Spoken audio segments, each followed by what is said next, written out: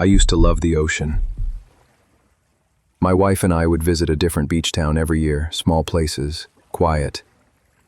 The kind of towns where you could turn your phone off and forget the rest of the world existed. 2 summers ago, we booked a week at a little rental cabin in a coastal village in North Carolina. It wasn't touristy. No boardwalk, no arcades, just a long empty shoreline and a string of lonely houses tucked behind the dunes. That's where I saw it. The sand doll. The first time I noticed it was early morning. I get up before dawn out of habit. Military background. I'd gone out for a walk while my wife slept in, and there it was.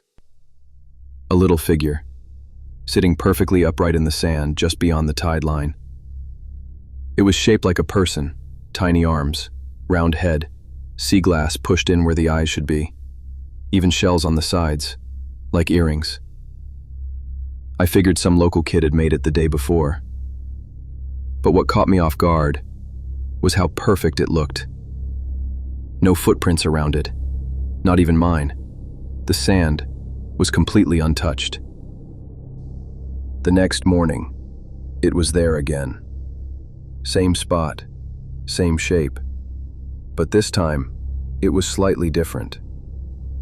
The arms were raised, the eyes were gone, and wrapped around its torso was a strand of hair, human hair.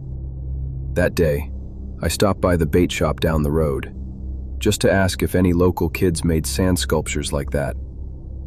The old man behind the counter gave me this strange look. Didn't laugh, didn't blink.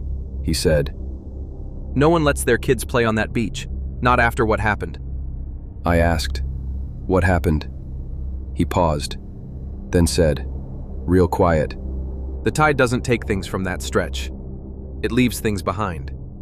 That night, I couldn't sleep. I kept thinking about the doll, how perfect it was, how it changed.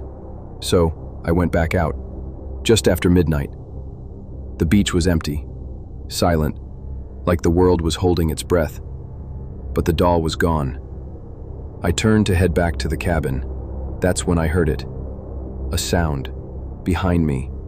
A soft, squelching noise, like wet feet pressing into dry sand. I turned around. It wasn't the doll. It was a shape, small, human-like, crouched low near the shoreline, just barely visible in the moonlight.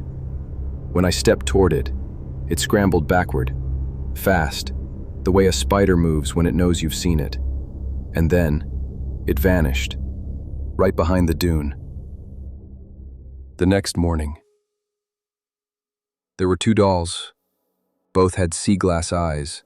Both had strands of hair tied around their necks. One of them had something pressed into its chest, a ring, a wedding ring. I ran back inside. My wife was still sleeping, but her hair was wet, soaking wet. She swore she hadn't gone outside, hadn't even showered yet. That was the first day. I felt like we shouldn't be there anymore. By day 5, there were 7 dolls, lined up along the sand. Each one was different, taller, more detailed. One had a red stain beneath its head. Another was missing its arms. That night, I finally heard it. It's time to play. I ran outside, looked up and down the shoreline. Nothing, no wind, no movement. But when I turned to come back in, there was a doll, sitting on our porch. Its face was carved, like it was screaming.